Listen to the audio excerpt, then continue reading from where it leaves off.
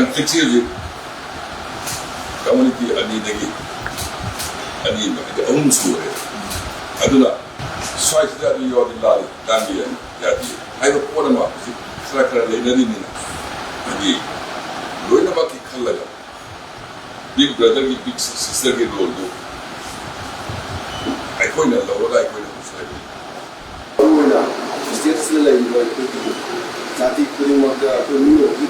se se no no sunga me ta pon sunga me ai se manipuri ni hai bali la ko to ko kun mo se ai se manipuri ni hai se ani ai se manipuri ni hai ba se inani ai se manipuri ni hai ba wa se loina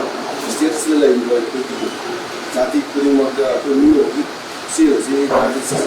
no no sunga me ta pon sunga me aduna ga ga de ko artist singing sa ke di ko state se la ko community kuri ma ga ko amatane ko manipuri amatane ko jahari margi awareness ta margi awareness ki lambi mo sangan na ko ko se ni ka ko ni na ma mo si ko na ala bi ni ko na ka ra se ya ba mo se ko artist ni ko ni ani nan mo wa kan mo so mai ko ni sa ba ni ka ni ko ko se ni ke ni wa wa ku so ni na ni as pura maksudnya Tinggi kami pernah maksudnya di community pernah maksudnya awal lekan dah, ingkaba, kasi na ay pun se, nungsisa na mapor, ibu pot ado, madu yawat kimama, upo padarkat pole, ai se manipuri ni hai bali la ko to ko kun mo se ai se manipuri ni hai se ani ai se manipuri ni hai ba se inani ai se manipuri ni hai ba wa se aku culture faculty lay may apun mo sa tawar kada film da tawar kada amari tawar kada aku mo manipuri ama aku ikut mo si tuman uhan mo na taw aku ikut mo si man lagi esman adu hat ki bani man adu taw bani ko mo supok to aga hat ki bani suri bani nungai da ni man ai disturb to ni hai ba wakun su bilaj ora lok to kada Luksi narki bagi, sabi narki bagi, thani narki bagi, aku mesin pin narki bagi, P1 narki bagi, ada di sing bagi, sakau pun mitra dah saya ni sakau pun mitra yau lupa sih tang kayam sing dah yau ni, kadang thabi berzu, ada di hajang berzu, ada di Maria dah semua berzu, ada di Mangra semua juga saya lagi. Aduh orang ada sing dah tu luksi kan ni aku fisik berzu orang, aku artis meampun lah, director, writer, live performer live meampun maksudnya oh sama pun sendiri nak ada aku manipulasi kalau siko manipulasi ngampai sih kaya dan kita untuk hona bedi amat tengah apa paradi amat tengah kita tikai no hai benda aku ini lebih kamu pun sama ngase aku ikut makse aku di tongan ba aku di division tongan kaya orang ni barang surai lete aku ikut makse manipuri imali basana tapi hai ba sikit juga aku nak art tu minat kan tu susu dalam buku aku atu atau enggak aku ini sisa lah itu lakni jadi hai no punya itu menjadi kok amati kok benar isu lama ya kok ini main isu film di mana su sam menghain tak su kita musina bagi manipur apa bagi film macam apa su betul so ini main ini Karena ini lagi kan aku yang bawa sini, boleh dia sabit so boleh mana, boleh ada tu bawa apa ina, Lebih dulu saya sudah pernah kami melakukan awareness.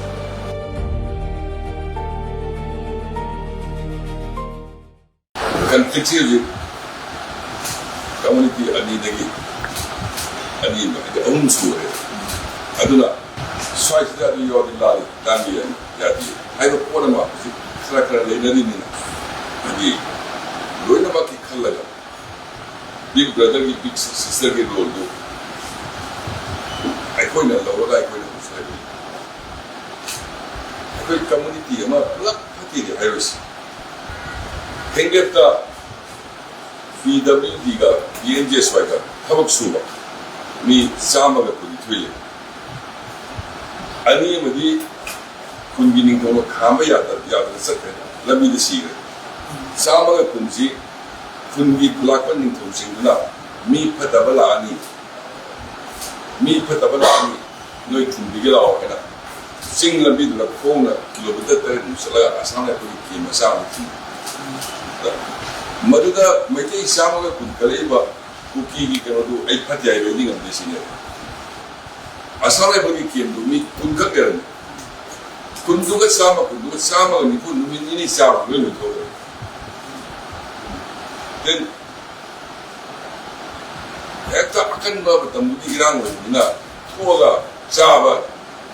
자, 뒤로 무슨 겁니다. 사람이나 뭐 뒤져 무슨 겁니다. 와, 그거 뭐 되게 폰에 보는 때문에 사람이 이게 누가 있다고 와 보면 나이나 행lep들이 볼까를 렌자망시다. 렌자망 지디 지 배다 이 사가 보셔야 돼. 아니 사고 그 차이를 얘기는 맞는 거 아니요. 아이폰은 남아가는 거도 들어간 맞는 거 아니요. 하이버들이 놈이 따라니 무슨 렌자망 좀 해도 타요. 나이나 하이래. 아들이 이게 매대 사막은 따라리 타입을 꾸기도 아들이 받아야겠다. 아sun 발람 이용을 싹 먹거든. 바로 에코이나 떨어져 먹어보자. 하이하면서 또 양피디 세례는 다 봐요. कोई film forum की थोमीसिंग अमदी कोई मणिपुर की सुमांगला की थोमीसिंग अमदी कोई की film की तो तो अमिकी मरु अमिकी कोई थोमीसिंग कोई ngasi honorable chief minister नजरसी कोई मरुइना हानबदा कोई NRCC कोई हाना NRCC हाना तवदबनी कोई मिटोप सिंह हाना खतोब मतुंगदा सेंसस तवदबनी हाइबेगी वखलोन दो कोई वखल तामिनबा मनपुरी सोमना चारांगनर मतमसिदा कोई आर्टिस्ट सिंहसु आला कला तौजरिबा आर्टिस्ट अखोई मयामसु मणिपुर की असुकाम चारांगनर मतमसिदा अखोसु बस कयुम खरदि सरुक याफम थुई लेबाकसिगी असिंग नागरिक अमा होइना कोई याफम थुई खलगा कोई ऑनरेबल चीफ मिनिस्टर की बंगलोसिदा को ऑनरेबल उनजब लाकजबनी कोई ऑनरेबल चीफ मिनिस्टर का वखलसि याम तान इंग्लिशिंग फजन खनजर मतुंगदा ऑनरेबल सु कोई हरा हराउना अखोइना थांगचरि वफमजि याम थमोइ सेंगना ताबी बगलोइना याम सेंगना याजै अदुगा मथंगदा अखोइ आर्टिस्ट सिंगिसु अखोइ हुजिक मणिपुर दी इरांग यामना लेबा लमनिना अखोइ आर्टिस्ट सिंगसे इरांग तौरप मतमसिदा अखोइ तुंगी याइफनबा करी तौगदगे हाइबगी मतंगदुसु अखोइ याम कुपना वरी सानजब लाक्सबनि सिसे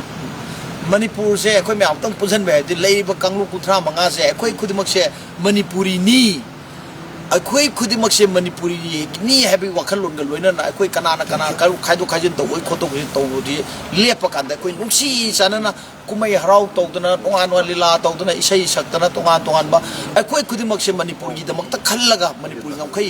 कनबा हैबसे ngasiदगी di अखोइ आर्टिस्ट मैम सिंगिना अखोइ पांथोकदब थबक सिंगदा सुक्सोय सोदब की ममी ता हलगनी हैब वखलोन सिजु अखोइ ऑनरेबल सीएम दा थमजा